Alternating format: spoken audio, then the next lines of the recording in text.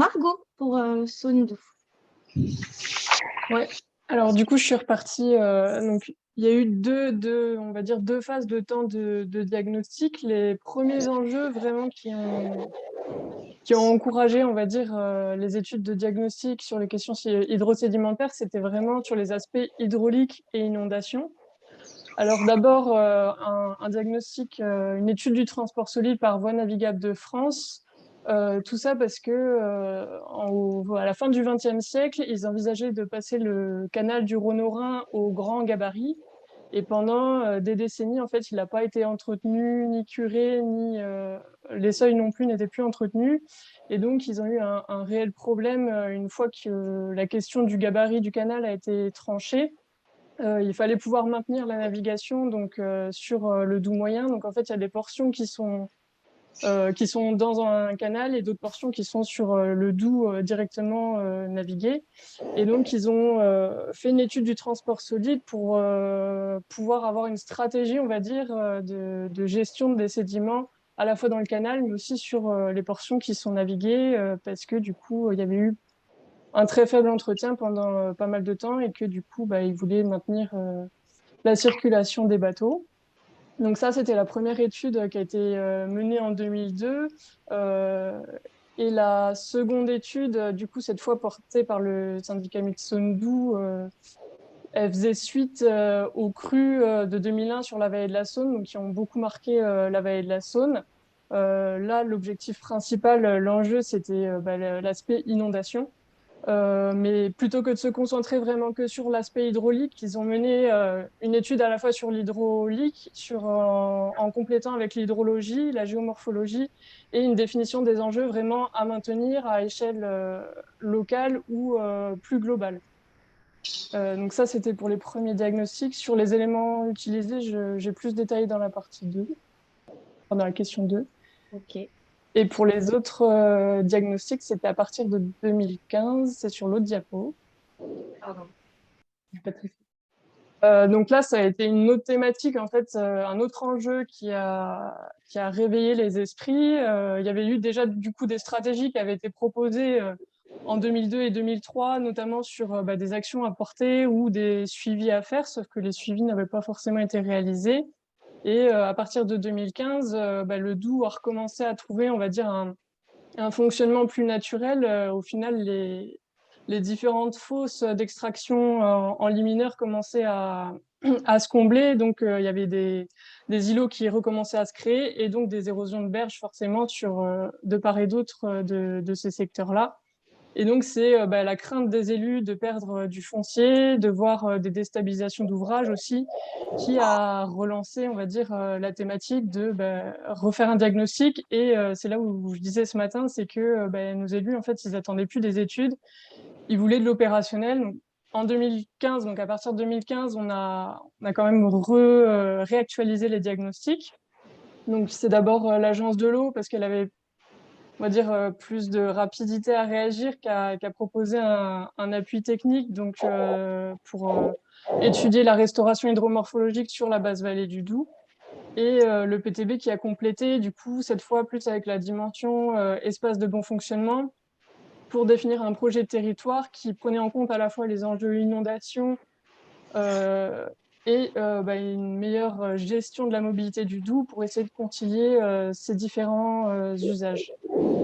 Par rapport à ce qu'on disait ce matin, on disait aussi qu'il y a des dysfonctionnements qui apparaissent au fil du temps. Là, en 2015, c'est les érosions des berges qui ont fait réagir, mais c'est vrai qu'actuellement, on a de plus en plus de demandes d'agriculteurs qui disent que ils peuvent plus abreuver les vaches dans les mortes parce que la nappe est descendue. Donc, au fur et à mesure, on voit aussi des problèmes de quantitatifs qui apparaissent vu que la nappe d'accompagnement est descendue. Ils se rendent compte que actuellement, avec les différentes sécheresses de 2018, de 2020 et de 2022 que ça crée d'autres dysfonctionnements qu'ils n'avaient pas encore vus jusqu'à présent. Beaucoup. Et pour compléter, oui, si, toujours la même question sur plus de végétalisation des berges, la ripisylve qui est déconnectée due à l'abaissement de la nappe d'accompagnement, donc disparition de certaines espèces et d'habitats protégés. C'est toujours les mêmes, on va dire, la même récurrence que sur les autres bassins, quoi. Mm. D'accord. Du coup, est-ce que quelqu'un a des demandes de précision ou des compléments à apporter?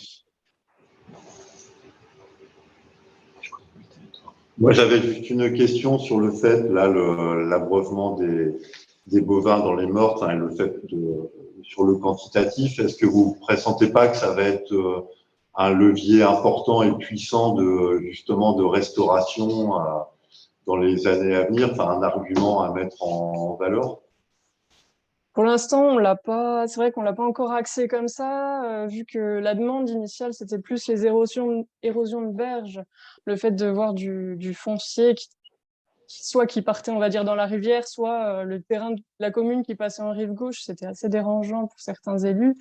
On s'est pas encore concentré sur cet argument-là, mais justement, on est dans les études où on essaie de proposer un programme de restauration et on voit bien que la restauration hydromorpho, juste pour le côté morpho, ça ne marche pas. Donc, éventuellement, oui, l'aspect abreuvement du bétail, ça pourrait être un argument qui pourra permettre de convaincre, on va dire, certains agriculteurs, quoi.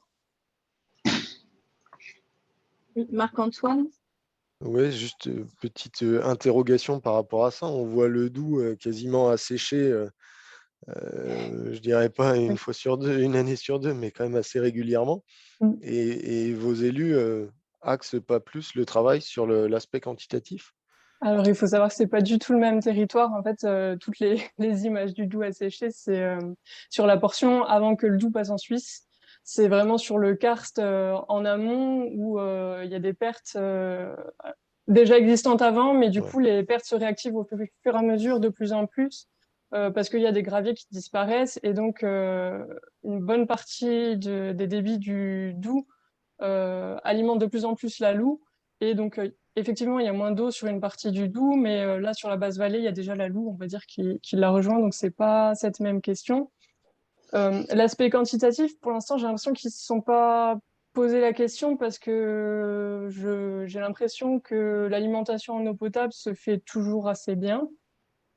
Là, sur la partie jurassienne, le préfet a demandé quand même à ce que le syndicat mixte sur le Jura lance un PTGE, donc un plan territorial de la gestion de la ressource en eau.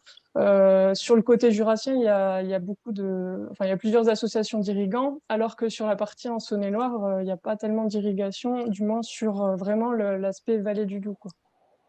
Sur des affluents, oui, mais pas là-dessus. Donc là, en 2022, j'ai fait remarquer à certains élus qu'il y avait des prairies qui étaient normalement très humides et qui s'étaient retrouvées très asséchées comme ils l'avaient pour l'instant encore jamais vu.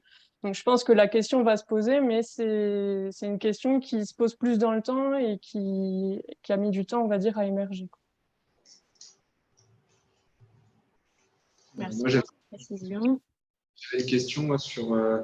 Tu nous as parlé tout à l'heure du comblement des anciennes fosses, là, Oui. d'extraction, que du coup, elle avait eu la capacité de les remplir, entre guillemets.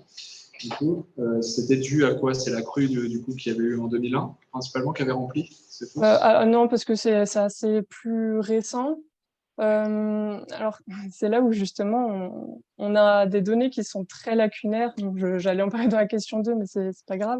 C'est que on n'a pas vraiment de suivi du transport sédimentaire. On a eu en 2002 une évaluation, une grosse fourchette, enfin une fourchette basse et une fourchette haute du volume sédimentaire qui transite, à la fois sur la basse vallée et à la fois sur la moyenne vallée du Doubs, tout en sachant qu'il disait que tous les apports de l'amont commençaient à se tarir parce qu'il y a les barrages en Suisse et parce que il y a de plus en plus de végétalisation, donc moins d'apports sédimentaires des différents coteaux. Et sur la basse vallée du Doubs, les apports sédimentaires se faisaient encore grâce à la Loue, qui était toujours en train de s'éroder de manière régressive par rapport aux anciennes fosses d'extraction. Donc, jusqu'à présent, le transit sédimentaire venait de là. Et maintenant, les différentes conclusions, c'était les seuls apports sédimentaires, ça se fera par les érosions latérales. Ouais, donc les études suivies TS, au final, c'était faire du transport hypothétique, quoi, si je comprends bien. C'était pas c'était pas le transport réel, en tout cas, avec aujourd'hui les sources qu'il y avait. Il faudrait une actualisation, à mon sens. Ok. J'ai une question. Posée, Ouais, sur les différentes études que vous avez menées historiquement et celles que vous avez fait plus récemment sur différents secteurs, est-ce qu'il y a une volonté de pouvoir mettre faire un lien avec toutes ces études? Est-ce qu'il y a une vision plus large de tout ça? Enfin, il y a une étude qui permet de faire une synthèse ou il y a une autre échelle d'études qui serait plus large?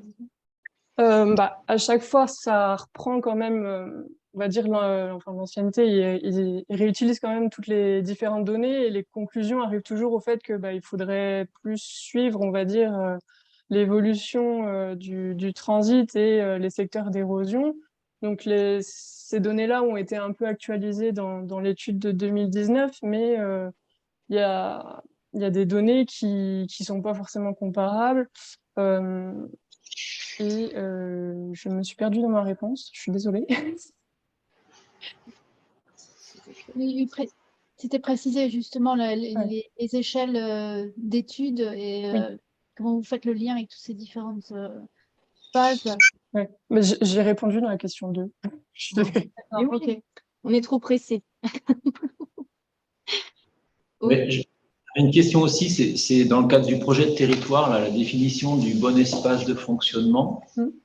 Est-ce que vous l'avez fait à partir de données existantes ou est-ce que, enfin, d'ailleurs, c'est pas exclusif, hein. Est-ce qu'il y a besoin de données complémentaires? Et du coup, on en parlera peut-être aussi dans la question 2. Ouais. Moi, je peux vous répondre un tout petit peu, hein. Après 2003, du coup, il y a quand même eu un LIDAR qui a été obtenu par la DREAL, donc qui nous a permis d'avoir plus de précision sur la topo. Et les levées bathymétriques, on les a fait pour l'étude de 2019, mais du coup, pas sur le linéaire complet parce que ça coûte assez cher. Donc, on l'a fait vraiment sur les anciennes fosses d'extraction en linéaire.